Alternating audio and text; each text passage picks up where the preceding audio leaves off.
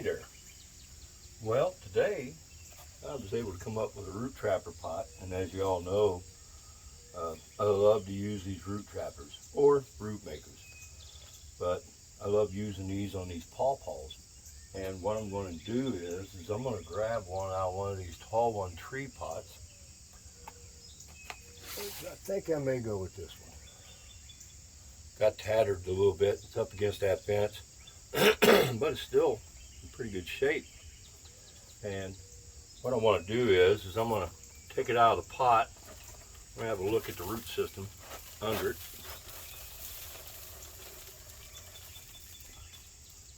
Got a lot of root. Not looking bad.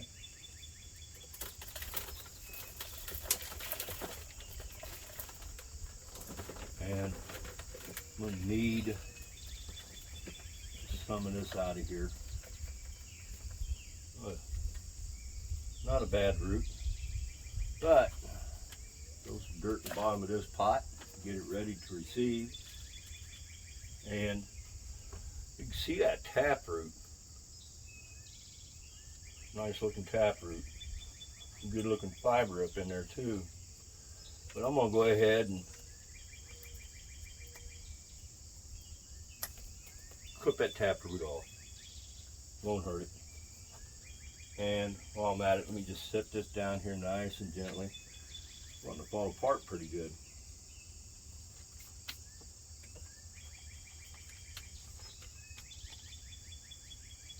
A little bit of rooting hormone down in the bottom. Actually, it looks like I'm going to need a little bit more dirt as I'm looking at that.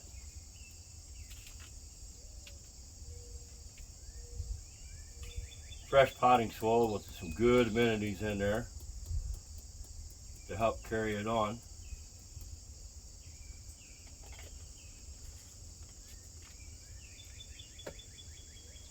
Now I'm just going to take the tree, set it down in there, and let's do a little bit of backfill. Slight bit.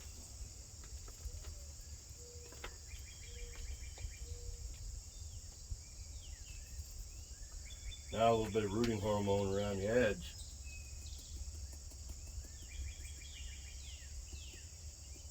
Just ever so slightly. Just a little bit.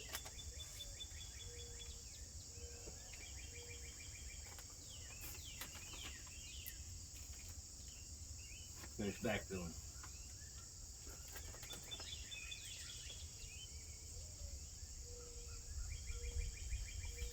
Now, let's put this down.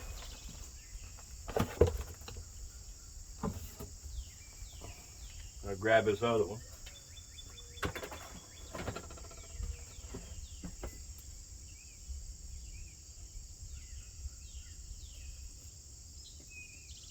Need to get down in there a little further. There we go.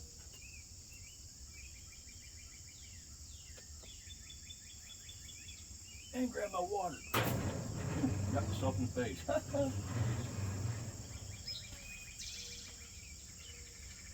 I'll set this on garden and just give it a little bit of water to water it in.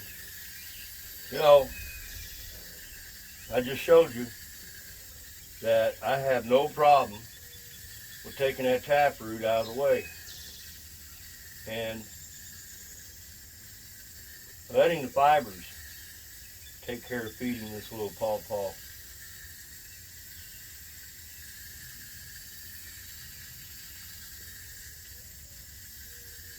This, by the way, is what I call my pawpaw pen. It was a chicken pen, and what I did was I had a fly pen on the other side of the older coop, and I took the fly pen down and all the material I reused, and I built this in here, and it's put shelving in here to put all my pawpaws in. This fall I'll take plastic, I'll wrap plastic around the fencing and try to give them as much protection as possible in the winter time. Of course, these root trappers, they won't be out here. The root trappers will be in grow boxes for the winter. I'll wait for the trees to go dormant, and then I'll start putting them in grow boxes and let them winter out in the grow box, and then I'll wake them up early, like you all have seen me do time and time again. I always wake them up early, and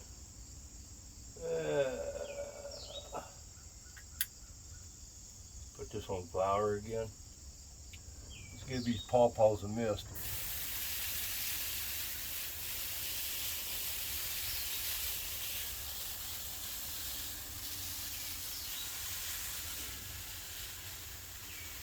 I watered them day for yesterday, but I still like to put a little mist on the leaves.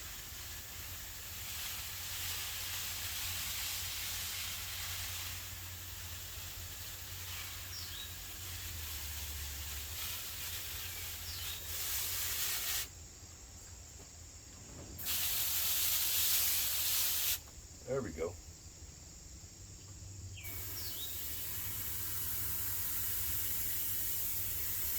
Just want to make sure the little tree is well watered in.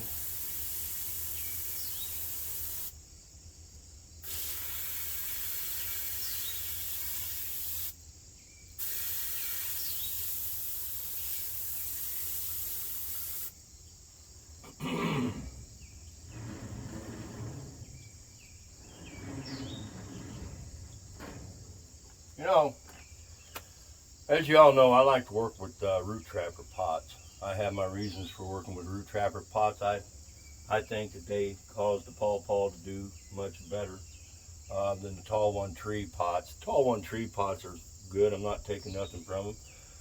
And I'm trying something new with the tall one tree pots as far as pawpaw seedlings are concerned. How'd you get tangled up there? Wind's coming through here pretty heavy. And that's the one reason why I got this set up like this. Wind blowing through here, and it helps put girth on these little stems. But man, she's good and wet. I'll let it set in there for a little while, and then I'll go ahead and take her out. Alright, let's wrap this dirt back up.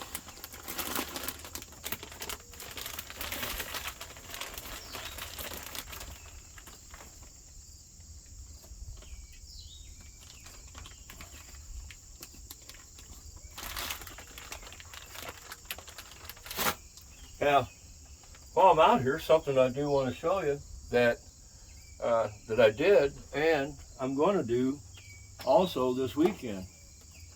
Remember this? It's been about a week, and they are all still very much alive inside of those root trainers, and that's going to provoke me to do a little bit of work this weekend, because my little pot of gold pawpaw seedlings, these are getting taken out of the pot this weekend, and they're going to be transplanted in one of these for that root fiber development. And once they get the root fiber development, as I shared, they'll go into tall one tree pots. I got another pot right here. Not as many. 1, 2, 3, 4, 5, 6, 7, 8, 9, 10, 11, 12, 13, 14, 15. There's 16 of them in there. But hey, that's okay. All of these are going to be transplanted into those root trainers. But as you can tell, like I said, I have no problem with cutting the taproot off of these pawpaws when I'm working with them. That was quite a bit of taproot for a young seedling, and it had a lot of fiber to go along with it. Throw that off to the side. Anyway, it's just something that I wanted to show you. You know, one of these days I'm going to do an experiment. When I cut one of them off like that, drop it down in a pot, and I wonder if it'll grow. It could. I don't know. It's hard to say. It's just a tap. Got a couple of little pawpaw seedlings germinating there. So that's a plus. Anyways, just something that I want to share with you. My name is Jim. If you like what you see, subscribe. Don't forget to click on that bell for notifications. Any comments or questions that you may have, I welcome. Y'all have a God bless day.